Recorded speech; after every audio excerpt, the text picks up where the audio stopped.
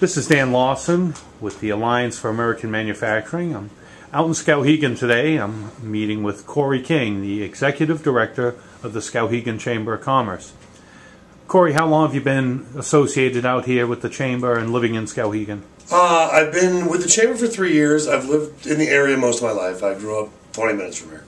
So, being here most of your life, you've seen all the changes that have taken place in the area as far as job market and industry. Absolutely, absolutely. I mean, Skowhegan was known as an industrial, city for many, many years, and used to float logs right down the river, on the Kennebec, and there's a lot of history there, and a lot of hardworking families, worked this area, and then some of the mills and some of the things started going away, and now we find ourselves in another battle. It seems. We've been talking a lot about the dumping of paper from China and Indonesia, and how basically the mill here, the Sappi mill, is basically targeted by this action. If something was to happen in this area of a massive job loss or a long-term shutdown, how do you see it affecting the Skowhegan, the town of Skowhegan, and the surrounding area? It would be absolutely devastating. In my position as the Executive Director of the Skowhegan Area Chamber, I have an opportunity to talk to many business owners, from small business owners to large business owners.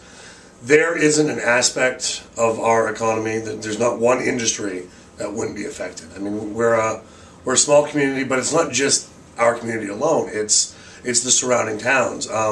We are the county seat for Somerset County, and there's a lot of workers that live in Somerset County, but there's others that live in Kennebec County and surrounding areas, and the ripple effect to those areas would be enormous. It would affect, the healthcare. That's something people don't think about.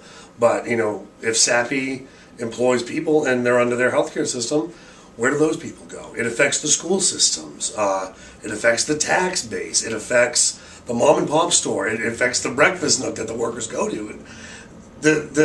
We wouldn't just be losing 800 or 1,000 or 2,000 jobs, depending on if there needs to be a full closure or partial closure. I mean, this would affect everything that we do, and everyone I've talked to about this issue, completely agrees that it would be devastating to our local economy.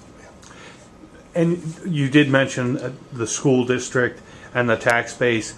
So basically, it would just resonate through every aspect of the community. Is that what you're saying? Let me put it this way. From those that I've talked to, that know, the tax base and it's their job, to look at mill rates and things of that nature. Some people have described Sappi leaving as the end game for Skowhegan, as in roll up the streets, businesses would relocate, people would move out of the area. There wouldn't be much left. Skowhegan is in such a mode of rebuilding right now. We're transitioning, and our whole region is, from what we used to be, so heavily industrialized, and now some great things are beginning to happen. And if Sappi ended up closing, it cuts our legs out. It kills all the progress that we've been trying to make for the last 50 or 20 years since these closings started to happen. Where do you think the 800 employees or 900 employees, would they have to relocate to other parts of the state or out of state? Or? I don't see how they couldn't. Just with, the tax rates would go up to a point where businesses wouldn't be looking to relocate into Skowhegan any longer. They'd go somewhere else. And if the businesses are starting somewhere else, then the workers have to go to those other places. There are certain people that would, always live in this area. But as it is right now, depending on what report you look at, we're either the first or second, poorest county in the state of Maine. And if Sappi left, I hate to think what these, the downtown district would look like. I hate to think what would happen to many of the services. I hate to think what happened to the great people that all their life have just worked so hard, to build their homes and start their families and live here. It would all be over for them. Cory, if you had the opportunity to speak to the powers that be that are going to make the final determination on this case, what would your ask to them be? I would ask them in the strongest way possible. I mean, Sappy, this area, we're working people and we're working families in this area.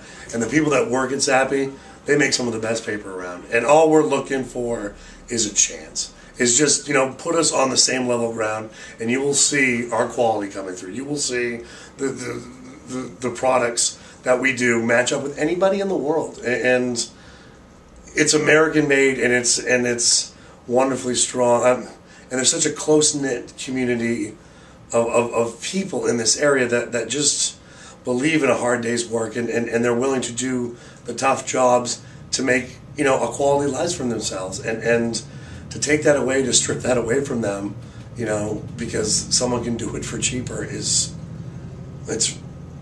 really sad. And it kind of goes against, you know, the American way of life of you know, work hard and you'll succeed.